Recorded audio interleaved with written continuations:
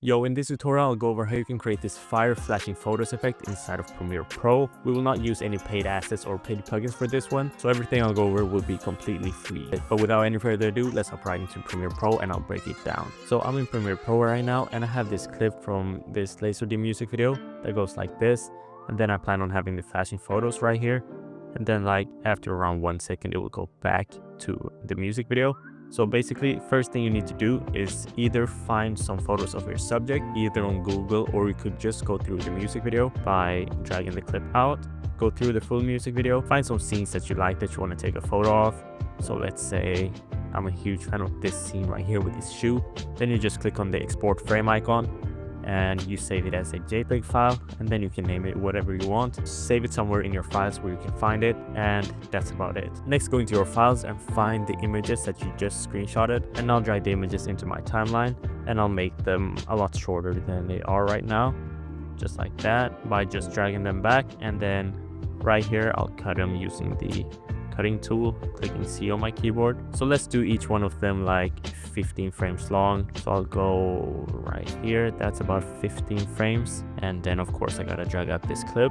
So 15 frames is about half a second. So it doesn't have to be exact, I'll just do something like that. And now if we play through, we got this. They're not the exact same length, but it should do. So first thing we gotta do now is find some templates. I found these straight off Google. I'll probably leave them in a drive link below. I haven't paid for any of these, so they're completely free, and I'll pick a few random ones. Let's do this one, this one, this one, and this one, and I'll import all 4 of them. And of course we gotta line them up with the images as well. So now that I've imported all of the film frames, next thing I'm gonna do is line them up correctly. So as you can see, this one is a little bit too big right now, so let's size it down, do something like this. And then for the next one, we'll size that one down as well, do something like that. This one right here, do the same thing. And this one fits good, so I'll keep it as it is. And this one looks good as it is, so I'll just keep it like that. So this is what we got now. So of course we need to spice it up, give it some effects and stuff.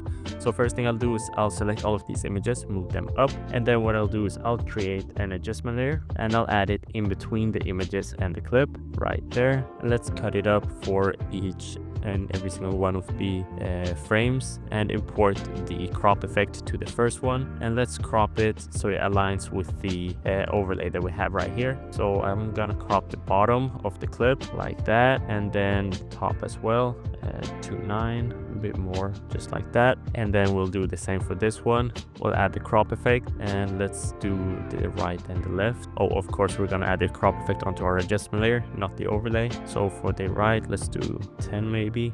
Let's go for 9, and then for the left we'll do the same, just so it lines up with the overlay like that. Then I'll copy the crop effect, paste it here, tweak the values a bit. You can see the right one doesn't fit perfectly, so I'll just size it up to 10. And then for this one, let's add the crop effect again, and for the top we can do something like 5 should do. Let's do 6 actually. And then for the bottom we can do like 3 or 4. Now let's do 3, and that's good. Let's see what we got now. And as you can see, it's not filled in with the clip underneath right there, which is something I didn't like. That's completely up to you, but I find that it looks a lot better. And then we can like recenter these images, size it up, move him to the center, my subject, because we don't want him off center in the image. So something like this can look good. And for this one, I'll do the same just to make it look as good as possible. Recenter my subject, maybe zoom in a little bit as well, like that. And then this one looks good already, that one looks great. And now let's add on some more effects to spice this up. Since we're recreating a film look, and noise effect is really good, it really adds to that noise look. And actually I'll create another adjustment layer, drag it on top of everything, and I'll add the noise effect onto the adjustment layer, so it affects the image as well as the overlay. That'll just look a little bit better in my opinion. I'll go for like 40 on the noise. Then let's add a lumetri color as well. And for the lumetri color, I'll go into the basic correction, and let's mess with the saturation, turn it up a bit, or actually a lot. And now you can see the noise is a lot more visible, so I'll turn down the noise to like 25. And then we can mess with the temperature. I want it a bit warmer because these film photos usually have a warm look to them, so I'll go for like 50 on the temperature. And then finally the curves, I'll just create a basic S curve, something like this. Drag down the shadows, drag up the highlights, make it a little bit more heavy like that. And we'll see, just make sure that it fits on all of the images because we want this kind of warm look. Yeah, that should do. We'll we'll also add some animations later on. So this is what we got right now, which is not the final version. I'll spice it up a little bit more. Looks decent though. You can see that we're starting to get somewhere. I'll drag down the temperature a bit because it's a bit too high right now. So let's go for like 30 on the temperature.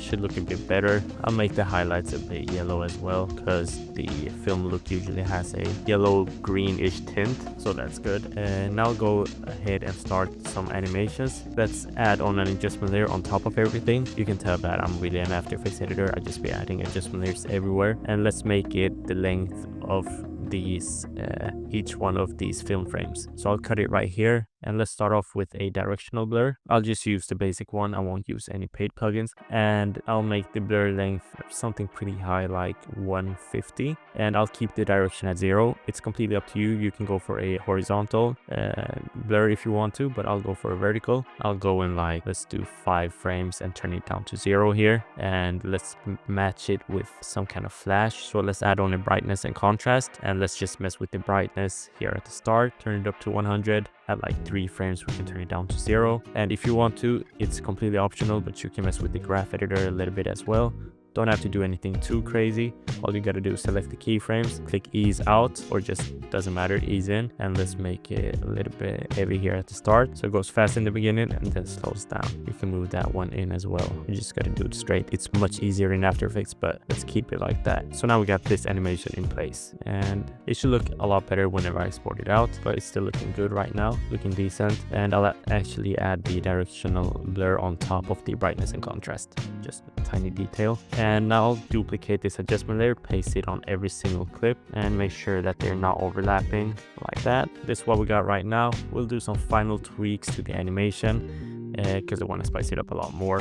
So the final thing that I'll do is I'll go to the film frame images, these ones right here, and I'll add on the offset effect, and I'll show you exactly why in a second. Now let's animate the shift center. So here at the start, create a keyframe, go to the last frame of the scene, and then this film frame is at the top and it's kind of moving on a horizontal scale.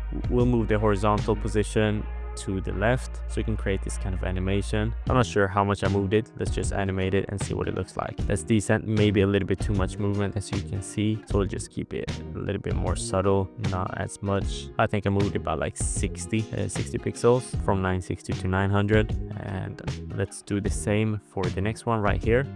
I'll paste the offset effect here, but I'll remove the keyframes, and at the end this one is kind of vertical, so we'll move the vertical axis, so just go up just like this. And then we'll do the same for the next one. I can just copy that offset effect and paste it on here, and then this one will do a horizontal animation. So this is what we got right now. It looks pretty decent. If you want to spice it up a little bit more, I'd say cut down the length of these clips and not keep them as long as I did. So the final effect that we got looks something like this. It's a pretty cool effect. I'm a huge fan of it.